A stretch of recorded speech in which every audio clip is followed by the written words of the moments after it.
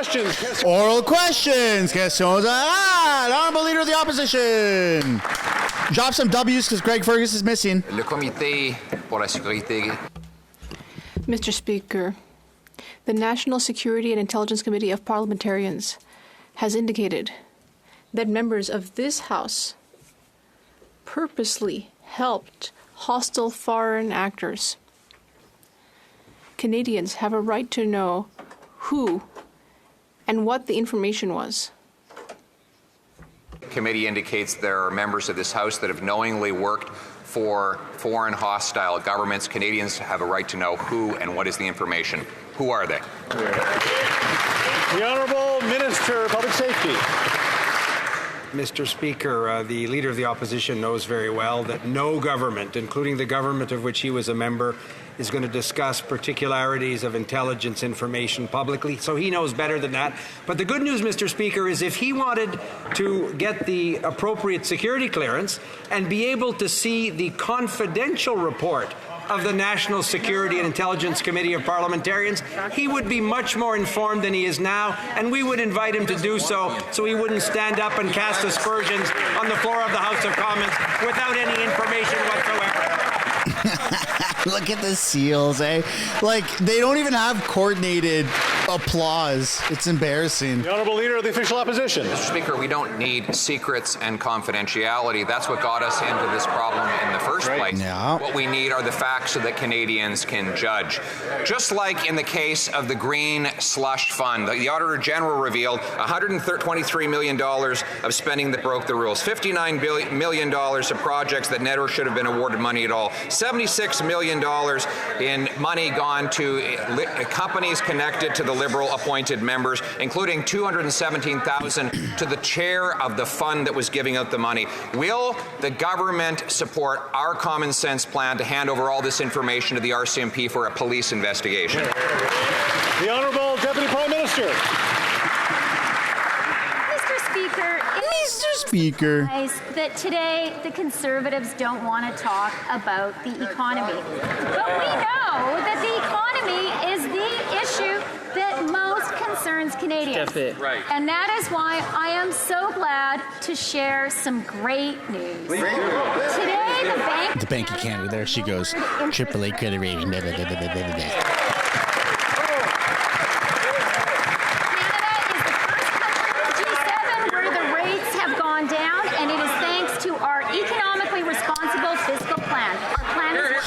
Oh my God!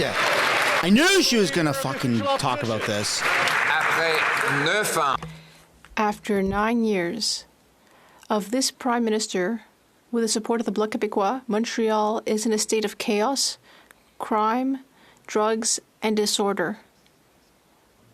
Children need police escorts to go to preschool. So will this government accept the Conservative demand to refuse the exemption to the criminal code in order to prevent supervised injection sites from opening next to preschools and schools?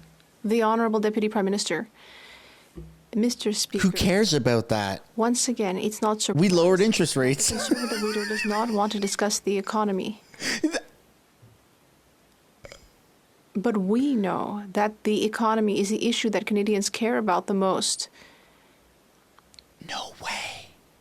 And that is why I'm so happy to share a piece of good news, which is that today the Bank of Canada... Kids need police escort, and she talks about interest rates? What is going on? You can get shot any day, but interest rates went down 25 basis points. The Honourable Leader of the Official Opposition. And interest rates remain 20 times higher they were when that member promised that they would go down. Remember when she said the big risk was deflation and low rates? Well, she was exactly wrong then, and she's even more wrong now. Mr. Speaker, 6 years ago, I said there was a carbon tax cover-up. The government wouldn't reveal the true cost of its carbon tax. Then they published information claiming everyone was better off. Now we find out that there is a secret report showing that with the economic cost Oh, there you go, man. The vast majority of Canadians are paying more. Will the government end the gag order, stop the carbon tax cover-up, and release the report? And she's going to talk about how great interest rates are now. Mr. Speaker. Mr. Speaker, it is just really sad and shameful that the Conservatives continue to talk down the Canadian economy and that they are unable to celebrate our great country. There you go. The reality is, Mr. Speaker, this has been a great week for Canada. Yes. Oh, my God. Oh, my God. The Stanley Cup Finals.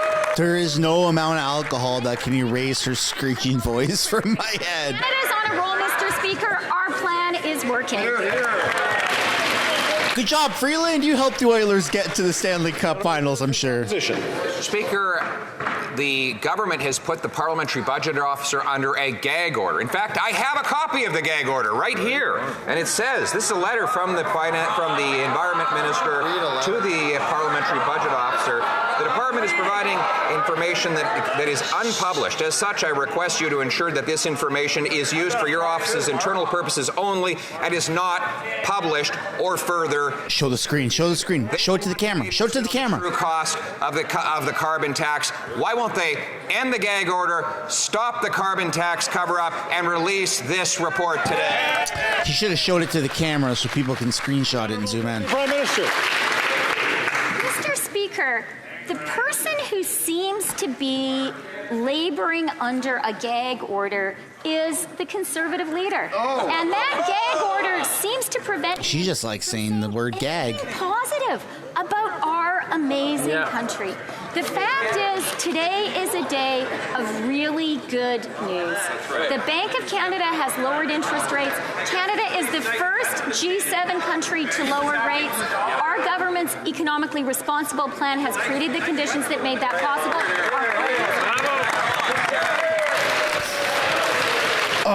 We all knew it was coming. The explosive Auditor General's report proves that the Prime Minister is not worth the cost and corruption. This NDP Liberal government knew conflict of interest policies weren't being followed, and wait for it, did absolutely nothing. 76 million. Oh, who would have thought? By Liberal appointed directors, never to be seen again. Canadians deserve so much better. If the minister knew about these conflicts, why didn't he take his job seriously and fire the directors? The Honourable Minister for Innovation. Mr. Speaker, I actually welcome the question from the member because it seems that they have not really listened, Mr. Speaker.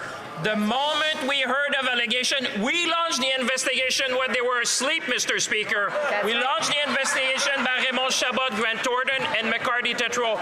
And once we have that, we suspended funding to the organization. The chair of the board and the CEO resigned. We demanded an action plan by management, Mr. Speaker. We are committed to restore the funding to the firms. We are committed to have more governance, and we are committed to ensure that there will be trust in a new organization, Mr. Speaker. Thank you. The Honourable Member from South Shore, St. Margaret's. The minister did nothing for 48 months, even though he had officials sitting in the meetings. And the Auditor General's explosive report on the NDP Liberal Green Slush Fund shows the personal friends of the Prime Minister funneled obscene amounts of money into their own pockets. The Auditor General confirmed that an incredible 186 times, almost half of all the Green Slush Fund projects, Liberal swindlers voted themselves hundreds of millions of dollars of taxpayer money to their companies. Will the Prime Minister call in the police and make these Liberal swindlers pay back this money? The Honourable Minister for Innovation. Mr. Speaker, it seems that there were a lot of people on this side slipping at the switch, Mr. Speaker. What I've said is very clear. We received allegation and we investigated, Mr. Speaker. We investigated. We made sure that we would go to the bottom of this. We suspended the funding to the organization. The chair of the board and the CEO resigned. We made sure that there would be a management plan in place, Mr. Speaker. We want to restore confidence. We expect everyone to adhere by the highest governance. And that's why, Mr. Speaker, we're proposing a new model of governance that will make sure that public fund is dispersed and with the level of governance that all Canadians expect.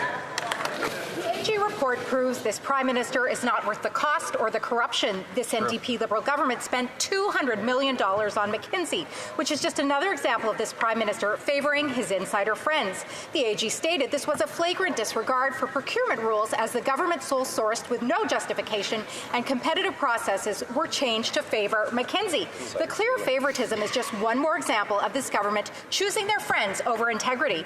Why has this Prime Minister been caught time and time again red-handed, giving his friends lucrative contracts? The Honourable Minister for Public Services and Procurement. Thank you, Mr. Speaker, and we thank my colleague for asking this important question, which allows me to thank again the Auditor General for her important work on this topic. The report comes to similar conclusions as the report that were released by the government last year, and based on those previous findings, we have been acting for more than a year to end the standing offers with McKinsey and all similar companies, which also introduces stricter requirements for departments doing their own contracting authorities. The Honourable Member from Calgary, Midnapore. Dominic Barton, this Prime Minister is not worth the cost or corruption. Dominic Barton is the former global head of McKinsey who was handpicked by the PM to be the Canadian ambassador to China and the chair of the Economic Advisory Council. So it's no surprise that after 2016, McKinsey contracting began to go up and up with few signs of stopping. He even joined a meeting between McKinsey and the Canada Infrastructure Bank while he was the ambassador, a meeting he hid from members of committee. Why should Canadians tolerate a Prime Minister who promotes his rich friends and a government run by McKinsey? Yeah, something needs to happen, man. This has just gone too far. And procurement. Mr. Speaker, as I just said in English, but I can repeat in French, we are very grateful to the AG for her hard work on this file. Now, the report has similar conclusions to the report published by the government last year, but we will continue to consider the recommendations. For about a year, bids for tender for McKinsey and similar businesses have been cancelled, and we will continue to make requirements stricter for departments with these types of contracting processes. After 9 years, another gag order victim of this Liberal NDP Prime Minister has come forward. This time, it's his own parliamentary budgeting officer who revealed yesterday that there's a secret government document that would lambaste and completely put to shame the claims on the carbon tax scam. This secret report would confirm most Canadians are worse off in this scam than what they get in phony rebates, and emissions have gone up. Will this Liberal NDP Prime Minister lift the gag order on the PBO so Canadians and everyone can know what they already know, that this Prime Minister and this carbon tax scam are not worth the cost? The Honourable Parliamentary Secretary to the Minister of the Environment and Climate Change and the Minister for Fitness and Amateur Sport. Mr. Speaker, the Parliamentary Budget Officer does important and essential work, and we thank him for the update. Recently, he had an update on his website saying that the last estimate that he had done was based on faulty information, and we thank him for correcting the record. It confirms what we know all along, that economists and independent organizations across this country have been saying, which is that 8 out of 10 Canadians are better off with federal carbon pricing. But, Mr. Speaker, the reason the Conservatives are so bent out of shape about this is because it re-emphasizes the fact that carbon pricing both lowers emissions and the Canada Carbon Rebate supports affordability. The Honourable Member from Calgary, Forest Lawn. Well, maybe they're gagging the PBO because they're ashamed. He's going to reveal that this carbon tax scam is not worth the cost, and it'll confirm that a majority of Canadians are worse off in this scam than what they get back in phony rebates. Look, if they don't want to ungag him and they don't want to release the report, why don't they just call a carbon tax election so Canadians can decide whether they want to keep this scam or axe a tax under a common sense Conservative government? Man, I would love to see the results of a carbon tax election right now. Secretary to the Minister of the Environment and Climate Change and Sport and Physical Activity. Thank you very much, Mr. Speaker. The Conservatives have clung to this flawed scenario, and they refuse to correct their own misinformation on this very important subject. Mr. Speaker, I would recommend that the Leader of the Opposition maybe go to Carleton over the summer and brush up on his mathematics. However, it's very clear that it's probably elementary school that he needs to go back to. We're talking about adding and subtracting, Mr. Speaker. Conservative math just isn't adding up these days, but I want to reassure Canadians that on July 15th, the Canada Carbon Rebate will be arriving in their bank accounts or their mailboxes. Thank you, Mr. Speaker.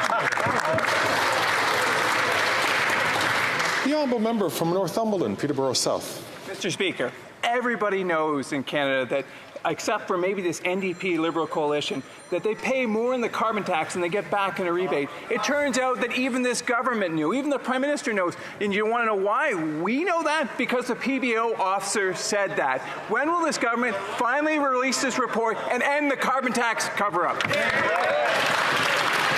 The Honourable Deputy Prime Minister and Minister of Finance. Mr. Speaker, we know and Canadians know that 8 out of 10 Canadians get more money back with the carbon rebate. But, Mr. Speaker, there is someone who is being gagged, and that is an MP who sits in this House of Commons, the MP for Peace River Westlock. He had the temerity to say out loud what the majority of Conservative MPs believe, which is that a woman should not have the right to choose. Right. Now we know that these Conservatives who campaigned on a price on pollution and are disavowing it will do the same thing with the woman.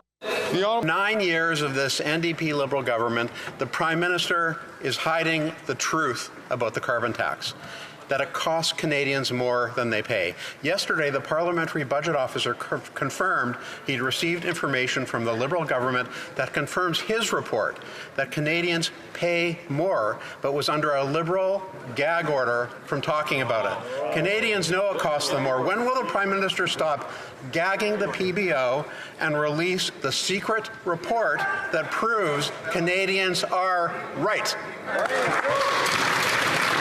The Honourable Deputy Prime Minister and Minister of Finance. Mr. Speaker, the only person being gagged in Ottawa right now is the Conservative Member of Parliament for Peace River West. That's right. That's true. He committed the cardinal political crime among this power-hungry Conservative Party of actually telling the truth, of actually telling Canadians what he believes and what he intends to do. That is to end a woman's right to choose. He's in a majority in that caucus. It's time for the Conservatives to tell Canadians the truth about their intentions. Hear, hear. The Honourable Member from Simcoe North. Mr. Speaker, on April 16th, the Liberals announced that they were increasing taxes on the investments of Canadians through an increase to the capital gains tax. Right. That tax is supposed to take effect 3 weeks from today, and Canadians have not seen the legislation yet. Right. One wonders what the government's doing over there. When will the government show small businesses, families, farmers, entrepreneurs, and physicians the text of the bill so that they know how this tax increase will impact them? The Honourable Deputy Prime Minister and Minister of Finance. Finally, a good question from the Conservatives. I am so glad to say that we will begin the legislative process to raise the capital gains inclusion rate before the House rises. And one of the reasons that is so important is it will give Canadians a chance to see the true colors of these Conservatives. So far, they have dithered and they have dodged, and they have not said whether they are in favor of asking those who are doing the very best to pay a